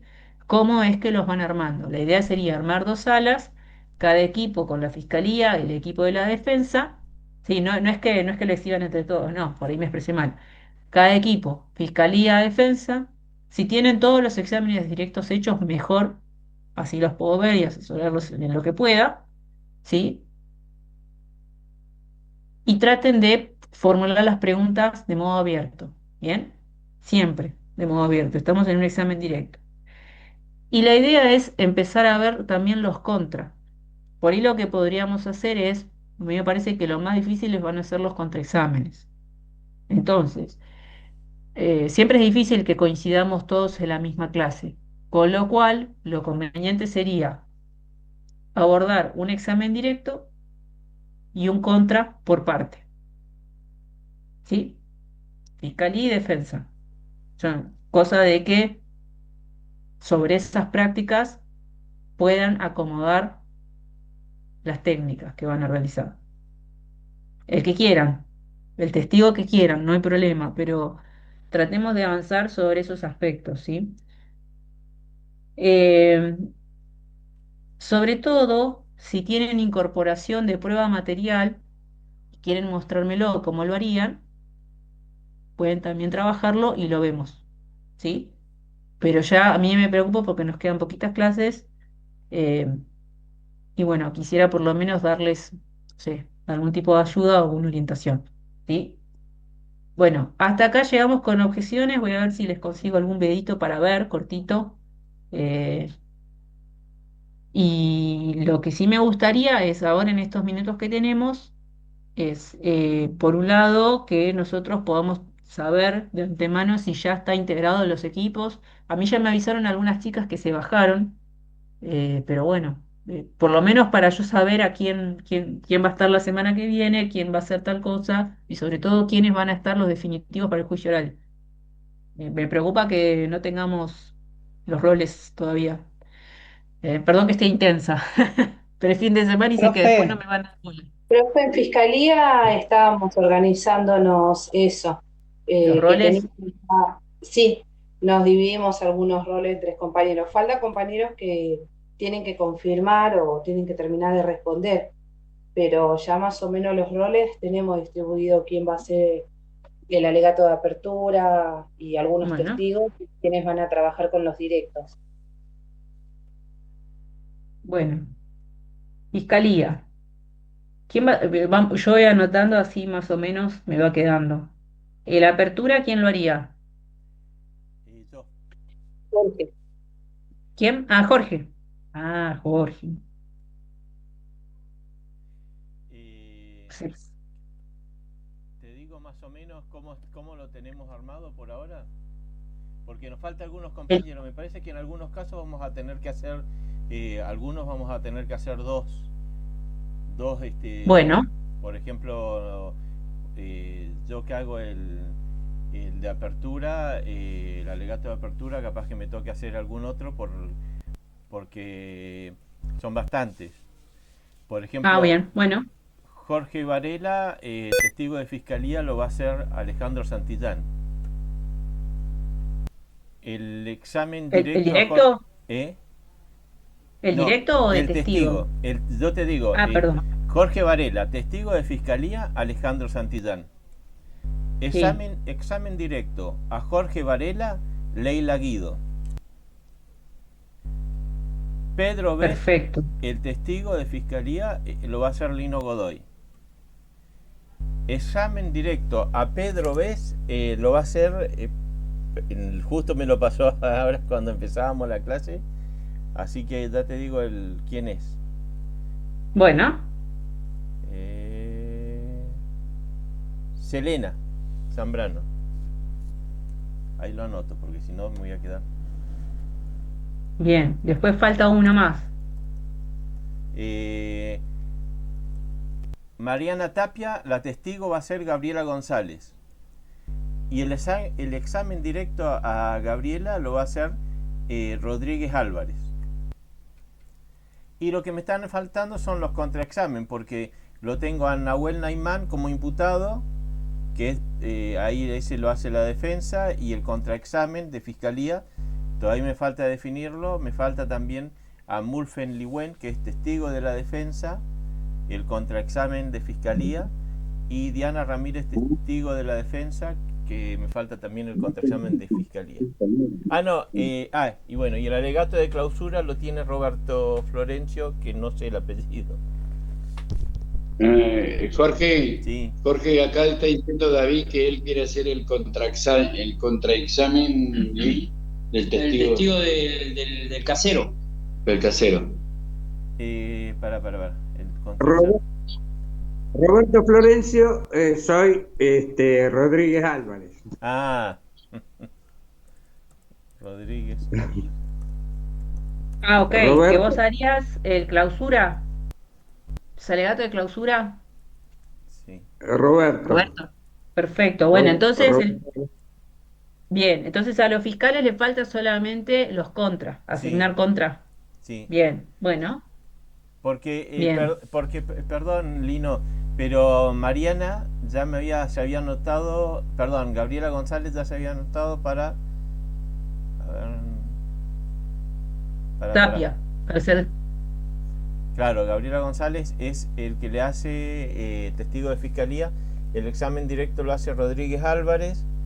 Sí, Vos, Lino, tenés Pedro Bess, que ese es el caso, y a Pedro Selena Zambrano dijo que hacía perfecto. el examen directo. Si él quiere hacer uno... ¿Y el contraexamen quién lo va a hacer? No, eso lo ¿Quién le hace haría el la contraexamen? defensa. Ah, la defensa. Ah, está. Claro. Bueno. El contraexamen nosotros tenemos que hacerle ¿Y qué a... quedaría que quiera hacer? ¿Cómo? ¿Querés que haga otro Él puede hacer un contraexamen contraexamen, a por quién? ejemplo, a Nahuel Naimán, Mulfen Liwen y Diana Ramírez. Dice ¿Está que bien? sí. Sí. Si está eso vacante, sí, lo hago. Dale. Bueno, ¿qué haría David? David, ¿Cualquiera? los dos contraexámenes. Cualquiera, sí. ¿A cuál querés? ¿Al imputado o a uno de los testigos? El imputado es Nahuel Naimán. A uno de los testigos. ¿A uno de los testigos? A Mulfen, Y si no a la piensan, mamá, ¿te parece? Mulfen Liwen. Sí, el que sea. Lo podemos Dale, arreglarlo después en el grupo. dale. Sí, sí, Dale. por favor, sí. Sí, sí, porque lo Bueno, yo estamos por lo tratando. pronto, no, yo Profe, por lo una pronto, No, sí, el tema, profe, que David está en diferente sector y donde él está no tiene señal. A bueno, veces yo tengo señal en el mío, por eso la conversación tratamos de hacerla ahora. Él el domingo no pudo estar en el Zoom nuestro de la Fiscalía por esa razón. está bien. Entonces es como Bueno, que le tengo que dar tirándole señales de humo para que vaya claro, viendo qué es lo que va a hacer. Por eso bueno, sería lo bueno. bueno que queden de acuerdo ahora, para en el caso de él. Ya, si no lo vemos por el chat, no hay problema. Sí, sí, yo, Lino, perdón, prefiero que arreglen esos tres contra por el chat y listo. Y en todo caso, porque Vale. es lo único que le falta, ¿sí? Así yo ya sé Bueno, quiénes están acá, bueno, aparte quiero verlos de la Profe, defensa. Roberto, ¿puede perfecto. ser una preguntita? Sí, Disculpe que con respecto a lo anterior, el tema de las objeciones indebidas, ¿pueden ser empleadas en el alegato final? sí y no, te cuento qué pasa. En general, bueno, eso lo íbamos a ver cuando hagamos alegatos de clausura, pero vos, más que objeción indebida, no. La objeción es objeción por perjuicio indebido que correría en los casos que yo les mencioné. Los alegatos de clausura, en general, tienen, primero expone la fiscalía y después la defensa. Por solo el caso, si se da tergiversación de prueba, si solo hay tergiversación de prueba, ahí recién se habilitaría la etapa de réplica y dúplica, ¿sí? Que sería cuando la fiscalía o alguna de las partes, o la siempre es la fiscalía la que hace las cosas mal, bueno, alguna de las partes dice algo sobre la prueba, ¿sí? Que no sucedió, bien, entonces ahí decimos está tergiversando prueba. Si la fiscalía lo dice, la defensa, el momento para presentarse, ¿cuándo es? Para responder, ¿cuándo es? En sus alegatos. ¿Sí? Entonces lo tiene que hacer en sus alegatos. Pero supongamos que quien tergiversa prueba es la defensa, ahí la fiscalía tendría que pedir derecho a réplica y solo expedirse sobre ese aspecto en donde la contraparte, en este caso la defensa, está tergiversando pruebas, ¿sí? Pero, aclaro, a los efectos de este juicio no vamos a tener ni réplica ni dúplica porque no llegamos, ¿eh? Simplemente eso. Pero está buena la pregunta. No, me refiero para saber, con respecto a los antecedentes, supongamos los antecedentes pasados que hay, o sea, no me refería a plantear una objeción, sino que cuando uno hace ese alegato final, puede incluir en el alegato antecedentes que tiene el imputado. Si no surge del... No, ya sé lo que estás preguntando. Primero, los alegatos solo Para podés el valorar... jurado, Los ajá, alegatos solo sería podés para... valorar así. lo que se produjo en el debate. Si en el debate objetaron, dijo objeción a perjuicio indebido y el juez no te hizo lugar y la información entró, esos antecedentes se pueden valorar en los alegatos de clausura. Si el juez no te hizo lugar, no se podría valorar. ¿Bien? O sea, si no permitió que, o sea, es decir, una persona, o sea, no me acuerdo el caso concreto de Naima, no sé si tiene que ver con esto o con otro, pero supongamos, pregunta, dice, bueno, quisiera preguntarle sobre los antecedentes personales o la hoja de vida de fulano de tal. Bueno, ahí va la objeción a la pregunta. Si el juez dice no al lugar, significa que esa información va a entrar y que el testigo va a contestar. Si el testigo contesta y cuenta todo lo que sabe, después en los alegatos de apertura se puede valorar. Ahora, si el juez decide no, o sea, voy a hacer lugar a la objeción, no conteste, ya esa información, como el testigo no lo aportó y no hay otro testigo que pueda hablar sobre eso, ya no se puede valorar en los alegatos de clausura. ¿Sí? Esa sería la lógica. ¿Bien?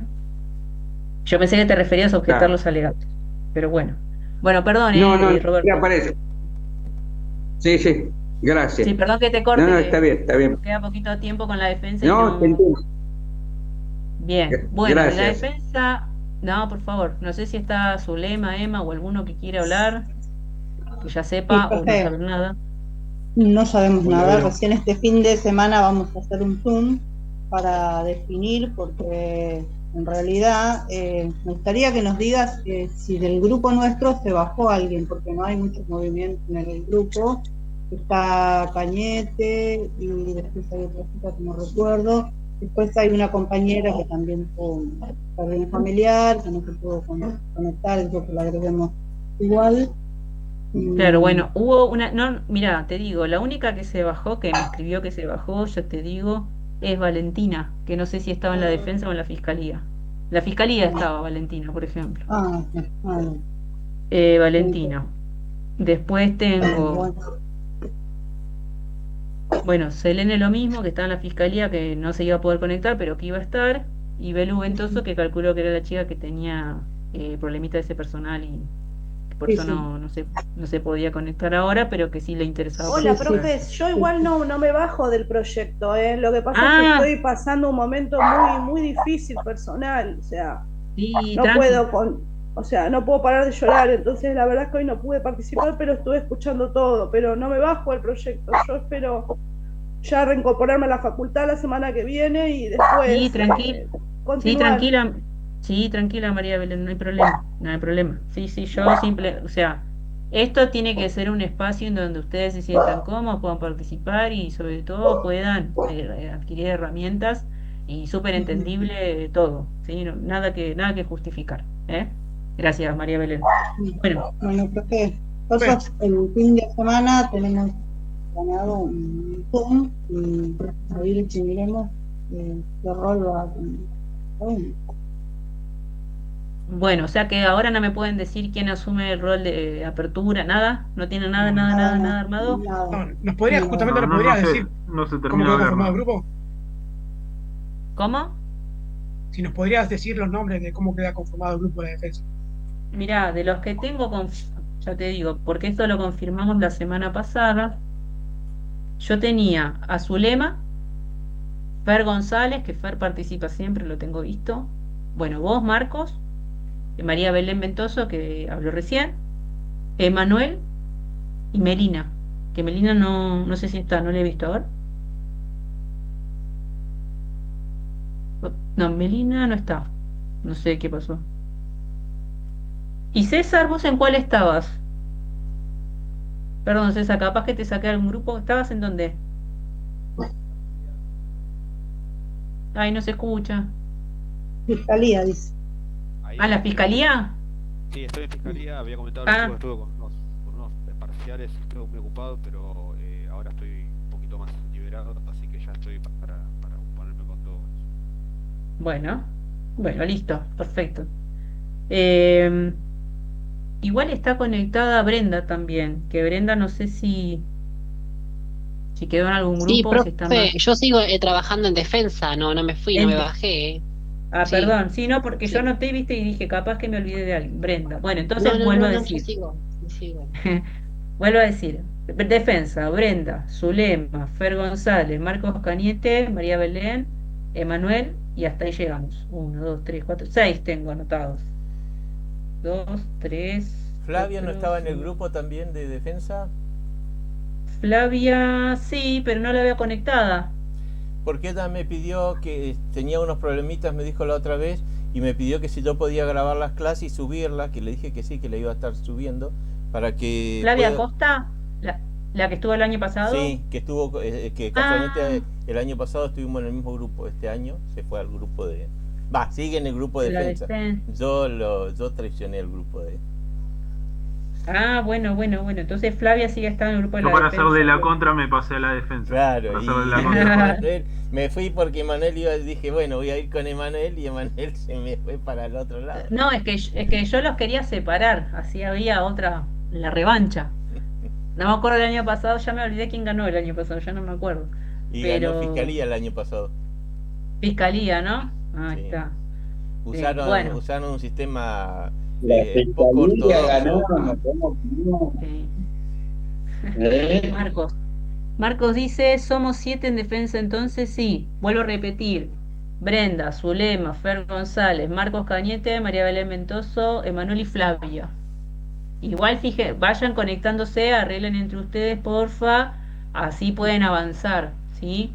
por ahí de los que están y se conectan siempre, ya traten de repartirse los temas a realizar, ¿sí? Las técnicas, digo, apertura, directo, contra, clausura, ¿sí? De los que están, por lo menos tentativos, porque si ya veo que, o sea, nos queda menos clase y no llegan a estar en el juicio, por lo menos tener resuelto. Con 3 personas se puede litigar, es más trabajo, pero bueno, acá tenemos 7 en principio, ¿sí? Si ustedes ven que ya para la semana que viene no retoman, no se conectan, bueno, ahí me avisan y vemos cómo lo solucionamos y ya está. Pero tiene que haber alguien, por lo menos el dato de apertura, los directos, ya esos más o menos se puede organizar, ¿sí? Por favor, entonces hacemos lo siguiente. Perdón, ya estamos medio excedidos de tiempo, pero en el día de ayer les mandaron la acusación, ¿sí? A los defensores. Les mandaron relato del hecho y la calificación legal. Con eso, los defensores tienen que abordar su teoría del caso, ¿sí? ¿Cuál postura van a tomar? No lo sé. Yo lo único que les pido, porque sé que a veces, a ver, hay grupos que trabajan súper bien, que nunca un problema ni nada. Hay otros que por ahí son como más intensos y por ahí se posicionan en un rol y no quieren ceder y bueno. La idea sería que tomen las decisiones por mayoría, ¿sí? Es decir, son 7, bueno, 4, listo, se hace. Si es por unanimidad mejor, pero si no, bueno, en algún momento se tiene que destrabar, ¿sí?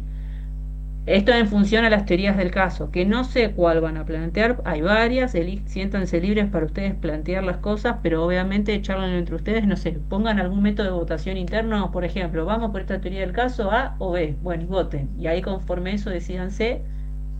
Si no tienen ninguna teoría del caso, bueno, ahí ya es otro tema, pero que todos sepan en qué dirección van. Ustedes recuerden que la teoría del caso dirige todas las técnicas de litigación, ¿sí?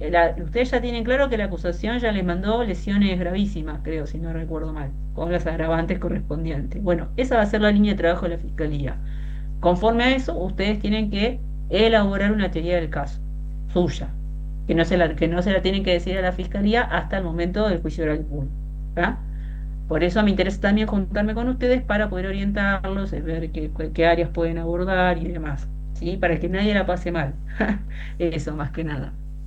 Bueno, si necesitan algo, no duden en comunicarse, preferentemente no los fines de semana. Yo trato de contestar en la medida de lo posible. Libros de referencia ya les he compartido por el grupo.